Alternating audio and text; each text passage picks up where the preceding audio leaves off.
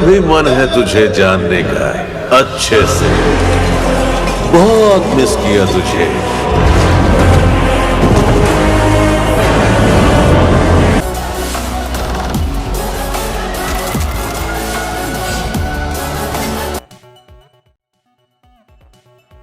The राजा साहब की release के बाद इंडियन बॉक्स ऑफिस पर जो हलचल शुरू हुई, उसने सिर्फ नंबर्स ही नहीं बल्कि पूरी इंडस्ट्री को हिलाकर रख दिया।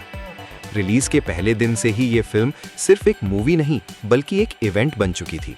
प्रभास का नाम, मारुति का डायरेक्शन और हॉरर कॉमेडी जैसा बोल्ड जॉनर कॉम्बिनेशन सब मिलकर एक्सपेक्टेशंस को आसमान तक ले गए। ओपनिंग डे पर फिल्म ने ऑल लैंग्वेजेस में 53.75 करोड़ का स्ट्रॉन्ग कलेक्शन करके ये साबित कर दिया कि ऑडियंस इस एक्सपेरिमेंट को देखने के लिए तैयार थी। लेकिन असली टेस्ट हमेशा डे 2 होता है, क्योंकि पहला दिन हाइप, फैंस और एडवांस बुकिंग के भरोसे चल सकता है, मगर दूसरा दिन ऑडियंस के रियल रिएक्शन को दिखाता है। जैसे ही डे 2 के नंबर सामने आए, इंडस्ट्री के अंदर एक नई बहस शुरू हो गई। द राजा साहब ने डे 2 पर इंडियन बॉक्स ऑफिस में ऑल लैंग्वेजेस मिलाकर 26 करोड़ का कलेक्शन किया।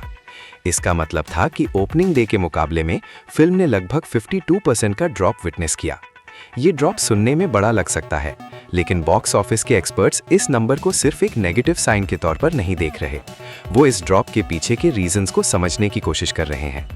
सबसे पहली बात यह है कि ओपनिंग डे के नंबर्स काफी हाई थे।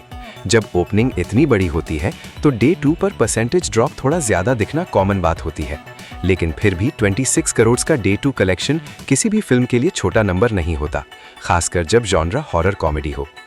हिंदी बेल्ट की बात करें तो वहां फिल्म ने स्लाइट डिप शो किया। नॉर्थ इंडिया में प्रभास का फैन बेस स्ट्रॉन्ग है, लेकिन हॉरर कॉमेडी जॉनरा अभी भी वहां एक रिस्की कैटेगरी मानी जाती है। डे 1 पर क्यूरियोसिटी और स्टार पावर ने थिएटर्स भर दिए, लेकिन डे 2 पर कुछ audience wait and watch mode में चली गई। फिर भी हिंदी बेल्ट का परफॉर्मेंस स्टेबल माना जा रहा है, क्योंकि ड्रास्टिक फॉल नहीं आया। असली कंसर्न तेलुगु, तमिल और दूसरे साउथ बेल्ट्स में देखा गया, जहां डे 2 पर नोटिसेबल ड्रॉप्स आए। साउथ मार्केट्स में ओपनिंग डे पर प्रभास के फैंस ने रिकॉर्ड लेवल रिस्पांस दिया, लेकिन दूसरे दिन जनरल ऑडियंस का रिस्पांस थोड़ा मिक्स्ड रहा। कुछ लोगों ने फिल्म के हॉरर कॉमेडी बैलेंस को फ्रेश कहा, जबकि कुछ को ये जॉनरा शिफ्ट फुली कनेक्ट नहीं कर पाया। इसी वजह से साउथ बेल्ट्स में ड्रॉप ज्यादा शार्प दिखा।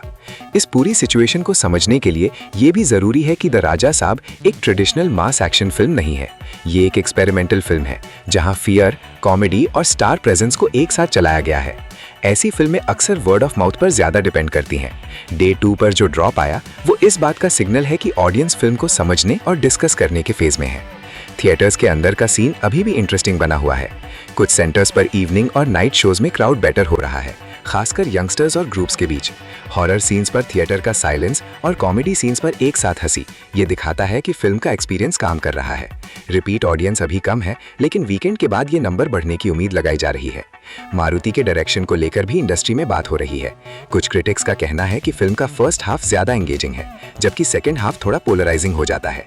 इसी वजह से डे 2 पर कुछ ऑडियंस ने पॉज लिया, लेकिन यही चीज फिल्म को डिस्कशन वर्दी भी बना रही है। सोशल मीडिया पर रिव्यूज एक्सट्रीम एंड पर जा रहे हैं। कोई फिल्म को बोल्ड एक्सपेरिमेंट कह रहा है, तो कोई एक्सपेक्टेशन से कंपेयर कर रहा है। प्रभास के पर्सपेक्टिव से देखा जाए तो डे 2 का कलेक्शन उनके स्टारडम पर कोई सवाल नहीं उठाता। 26 करोड़ का फिगर ये प्रूव करता है कि उनका पुल अभी भी इंटैक्ट है, लेकिन ये भी क्लियर हो रहा है कि ऑडियंस अब सिर्फ नाम के दम पर नहीं चल रही। कंटेंट, जॉनरा और प्रेजेंटेशन सब इक्वली इंपॉर्टेंट हो गए हैं। द राजा साहब इसीलिए एक नॉर्मल बॉक्स ऑफिस केस नहीं, बल्कि एक लर्निंग कर्व बन चुकी है।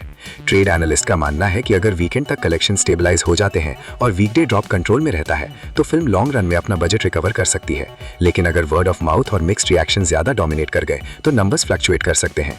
डे 2 के बाद इंडस्ट्री की नजर अब डे 3 और वीकेंड ट्रेंड पर टिकी हुई है। एक और इंटरेस्टिंग बात यह है कि OTT और डिजिटल एरा में थिएटर्स को वापस खींचना ऑलरेडी मुश्किल हो चुका है।